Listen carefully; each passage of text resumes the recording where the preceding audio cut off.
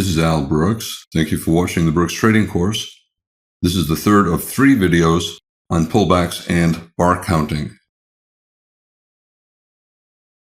I'm first going to be talking about endless pullbacks that just continue to grow until they become an opposite trend. I'm going to then move on and talk about pullbacks on higher and smaller time frames. And then I'll talk about the importance of counter trend traders exiting when there's a high 2 or a low 2.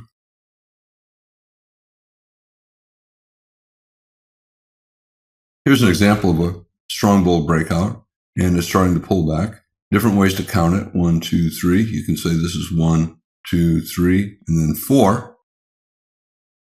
But anyway, it's a fairly tight bear channel, and that is a warning that the first reversal up probably will be minor. And a very tight bear channel like this, lasting 20 bars like this, beginning over here, you have to be thinking that there's at least a 40% chance of a bear breakout in a bear trend.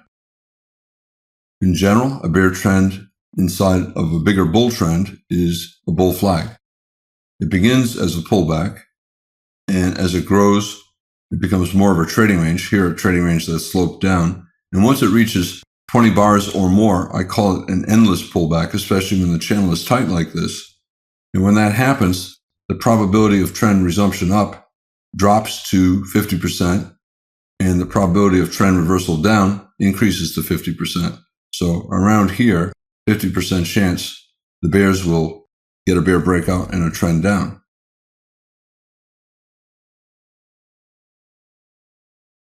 Again, you can call it high 3, high 1, high 2, high 3, high 4, 1, 2, 3, 4. Doesn't matter. It's a wedge bull flag. 3 pushes down, so it's a wedge bull flag. But the channel is very tight, and the pullbacks are small, just 1 bar, 1 bar, 1 or 2 bars, 1 bar. And that reduces the probability of strong resumption up, and it increases the probability that any bull breakout will be minor and lead to a continuation of the developing trading range instead of a resumption of the bull trend.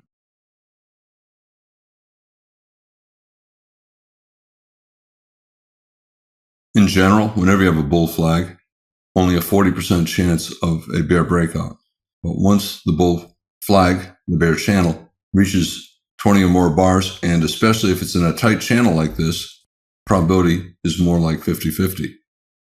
The key is to wait to see if you do get a bear breakout bar and a follow-through bar.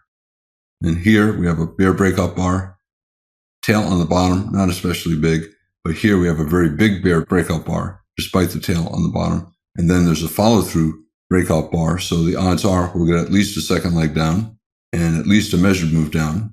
There's probably a measuring gap, but this upper range is so small, we've already gone more than a measured move down.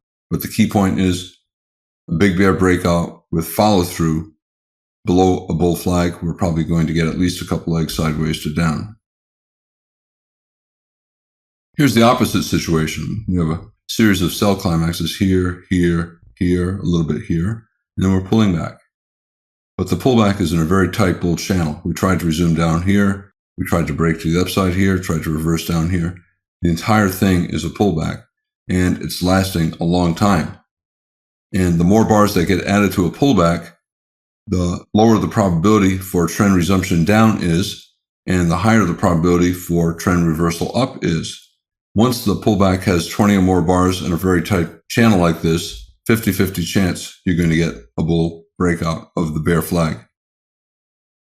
I call it an endless pullback once it hits 20 bars. So you got to be ready for that bull breakout. And here we have a bull breakout and a follow-through bar. Probably will get at least a second leg up. Is this the second leg? I don't know. Is this the second leg? This, I don't know. But the odds are we're going to get at least a second leg up. It's possible this is the first leg, and then pause, and then we get a second leg up later. Here, we have a 20-bar tight trading range after a bull breakout. 20-bar tight trading range makes the market back to neutral. So at this point, 50% chance we'll get resumption up, 50% chance we'll get reversal down. 24 bars, you can do different kinds of counts. High 1, high 2, high 3, high 4. Bull breakout, didn't go very far. And then high 1, high 2. Doesn't matter. 20 or more bars in a very tight channel like this, a tight trading range like this, the probability for the bulls has dropped. And now it's the same as for the bears. Bear breakout, bear follow through, probably at least one more leg down. Here we go, 3 more legs down.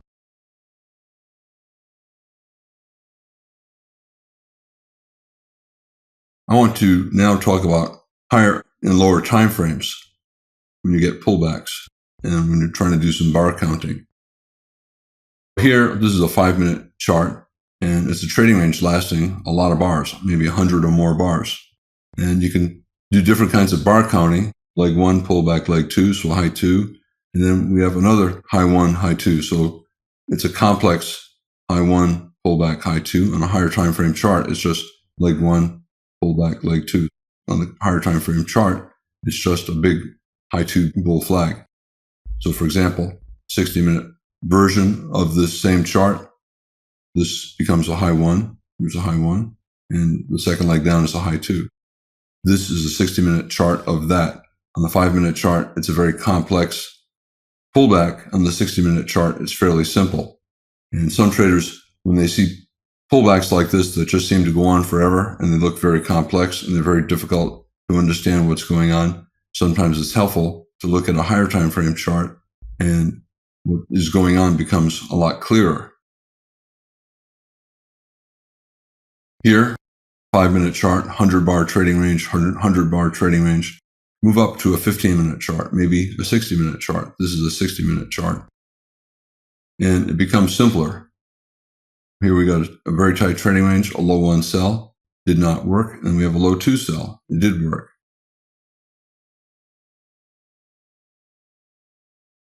You can also think about lower time frames as well. Here we have a 5-minute chart and a low 1 sell. It worked. But on a smaller time frame chart, it's probably a complex pullback. You can see this tail down here. So we went up on this bar, and then on this bar, the doji bar, we went down and up. And we have another doji bar here, so probably down and up there as well. Whenever you see a low 1 short on one time frame, here or here, chances are it's going to be a complex pullback on a lower time frame. So a 1-minute version of this, in this case, looked like this. If you're looking at the 5-minute chart and you see a low 1 pullback, it's probably more complex on a lower time frame. You can see that 5-minute low 1 bear flag is a wedge bear flag on a smaller time frame chart. Some traders would pop up the smaller time frame chart and look to sell a bear flag in a bear trend. However, most traders should just trade the chart in front of them. If they're 5-minute traders, just take the short on the 5-minute chart. Again, we have a series of low 1 shorts on a 5-minute chart, and they can be more complex on a 1-minute chart. Most traders should just simply trade the 5-minute chart. But if you wanted to, you could always put up a 1-minute chart. Low 1, low 2. Micro double top, low 2.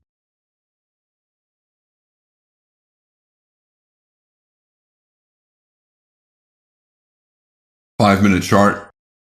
Is this a high 1, and then is this a high 2? Or is this whole thing basically a bigger high 1?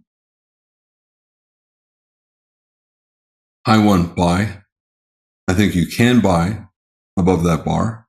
It did not trigger on this bar. It did trigger on this bar. You can still place your buy stop to buy above the high of that bar, even after this big bear bar. And in this case, you would get long either as this big bull reversal bar went above that bar, or instead you could wait and then place a buy stop above this big outside up bar.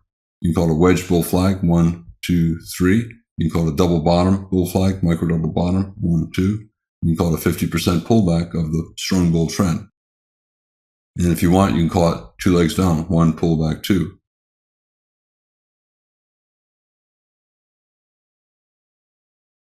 The point is not arguing, is this a high 1 buy? Is this a high 1 buy because it went above that bar? Or is it 2 legs down, 1 pullback, 2? Doesn't matter what you call it. It's a pullback, and we're still always in long, and traders are looking to buy a resumption up. Some computers will see it as a high 1, others as a high 2. and I never worry about the name. I just worry about what's going on, and I want to buy. It's a bull trend. I want to buy.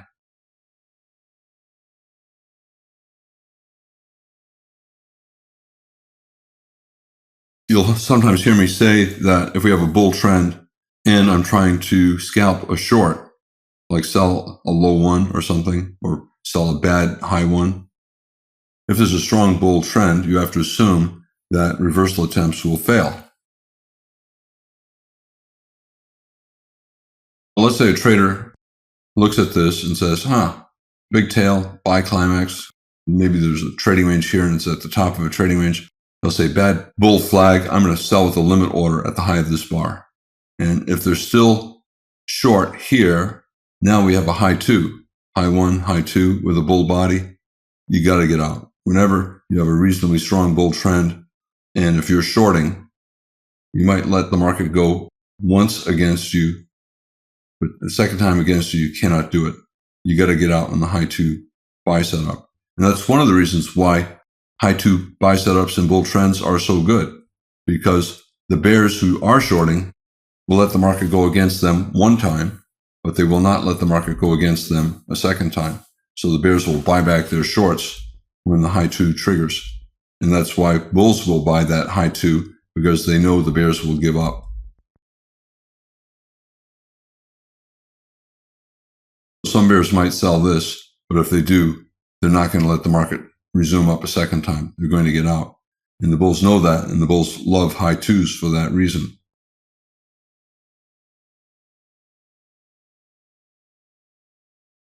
The high two is the second attempt to resume the bull trend, and it therefore has a higher probability of success.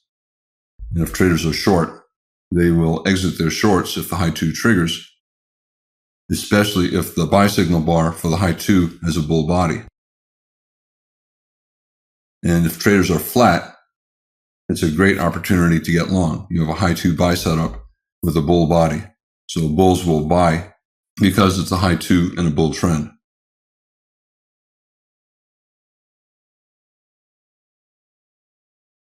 Now, why is it such a reliable buy? Because both bulls and bears are buying. Bears are buying back their shorts and giving up, and bulls are buying because they believe the bull trend is resuming. So there's nobody willing to sell at this price, and the market has to go higher to find sellers. Makes it a great buy setup in a bull trend. The opposite is true in a bear trend. Some bulls will look at this as consecutive sell climaxes, and maybe they'll buy above here, taking a chance that they'll get a scalp up. So first leg up, and then the bears tried to resume down. It never triggered a low one. We did not go below the low of the prior bar. However, we tried to go up again a second time. You can call this a low one. You can call it a low two. To me, it's a micro double top. We have a strong bull reversal and then a bear bar. And then the bulls tried to reverse up a second time. We have a second bull bar. And if I am buying up here, I now have a micro double top, 50% pullback, and a bear trend. The key point is the bulls tried to go up once. They tried to go up a second time. And if the market goes down, I want to get out. You can call it a low one.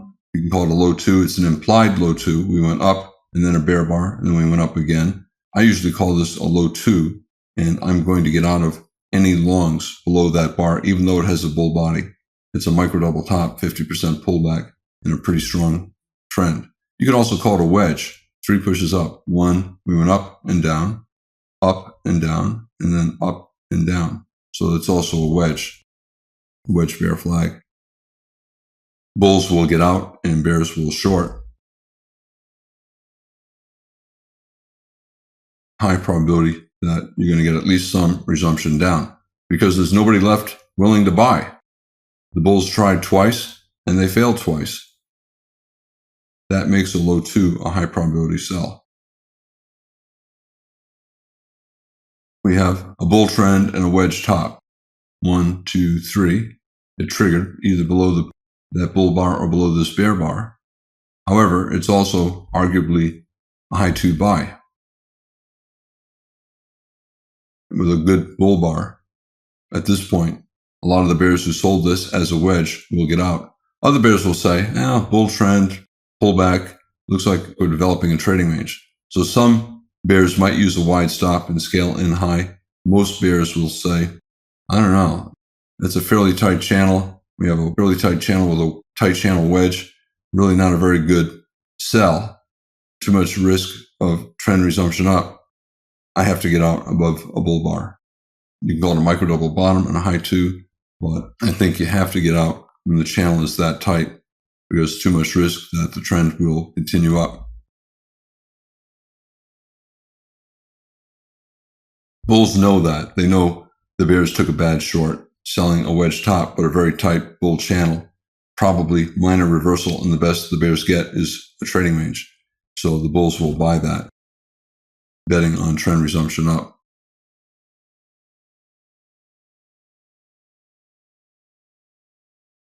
Here we have a bull trend, and we have a micro double top here. We have bear bars, several bear bars. Some bears will take this sell, especially if this is within a trading range. We don't see the bars to the left, but if this is a bull leg in a trading range, bears might be willing to sell below this bear bar. However, they have to be careful because for the bulls, it's a high 1, pullback, high 2, maybe a wedge, 1 down, up, 1 down, up, 1 down. So it could be a wedge bull flag. You might get a gap here between this low and that high. The bears who sell here are going to be very quick to get out if this starts to resume up. They'll buy back above this high 2 buy, even though it has a bear body. We have a gap and it's a high 2 buy or a wedge bull flag.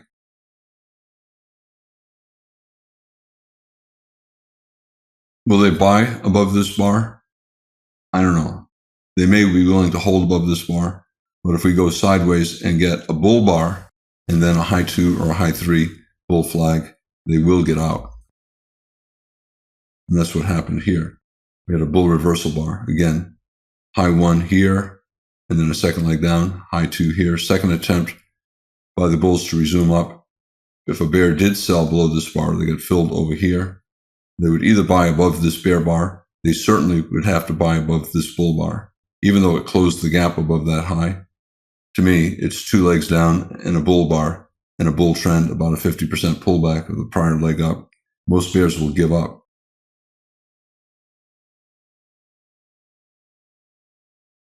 In this video, I talked about endless pullbacks in tight channels lasting 20 or more bars. They have a 50% chance of leading to a trend reversal. I also talked about pullbacks on higher and lower time frames. If you have a pullback on a 5-minute chart that seems to last forever, 50 bars, 100 bars, and it's hard to read the count, sometimes it's easier simply to look at a higher time frame chart, like a 60-minute chart, and things can be much more clear. Also, if you look at a low one short on a 5-minute chart, you can infer a low 2 or a wedge bear flag on a small time frame chart, like a 1-minute chart.